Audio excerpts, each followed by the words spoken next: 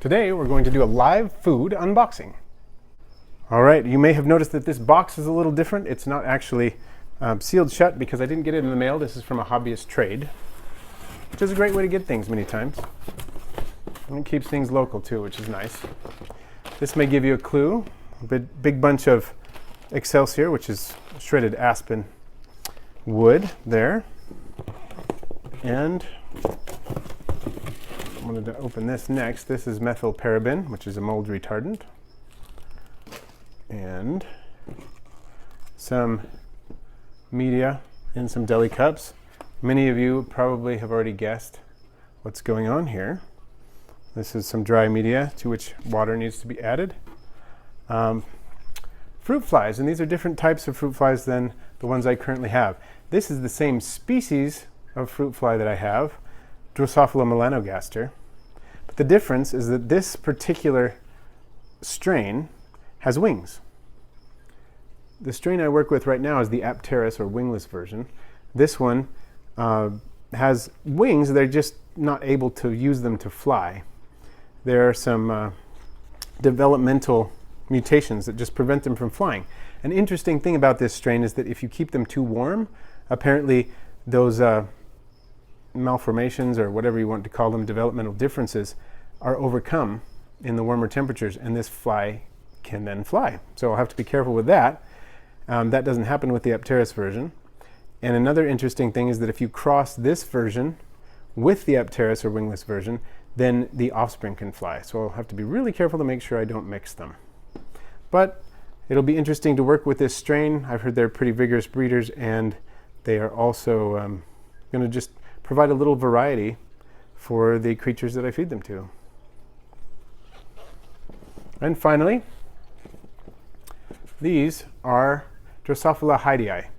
They are also fruit flies, a closely related fruit fly, but much bigger. Hopefully you can see here that the individual flies are 2 or 3 times bigger than the melanogasters. And that is good for a lot of things. I mean, for larger predators, they can be more satisfying. They have to eat fewer flies. And they may attract some predators that would just not be interested by the smaller flies. Some of the larger dart frogs really prefer these, and I'm interested to see how my mourning geckos will like them, and some young tailless whip scorpions. The last time I had really small tailless whip scorpions, I was thinking, oh, I wonder how they would like hydei flies, but I didn't have the chance to try it, and now I will. So a few interesting differences between these and melanogaster that I haven't mentioned are that these take longer to develop, so that can be a disadvantage.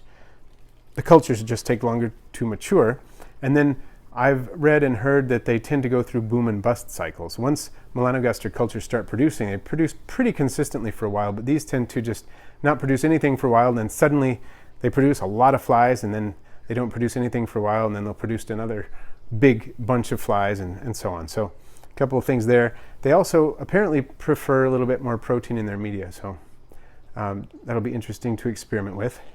These have large wings. They're actually, I believe, larger than the wild type flies, but there's something that just prevents them from working. And it doesn't matter if you keep them a little warmer, they're not going to develop the ability to fly, so that's reassuring. So if the winged flightless variety of melanogaster don't work, at least I have the hydei and the apteris melanogaster, and they cannot interbreed, so that's reassuring as well. So it'll be fun to see how these work out. I also appreciate this. The other hobbyist I got these from said that he just uses paper towels and cuts a big chunk out of the lid, and says they work fine for him and are a lot cheaper than the vented lids. And I'd heard about people doing this, but wasn't sure I wanted to try it, but he's having so much success with it, and it's going to save me money if I do it, so I may just move over to these once I run out of vented lids. So later on, I'll update you on how these fruit fly cultures are faring. Thanks for watching. I post videos every Friday, all related to keeping aquarium and vivarium pets. You're most welcome to leave a comment and a like, and for those of you who are waiting for an animal voiceover at the end, subscribe.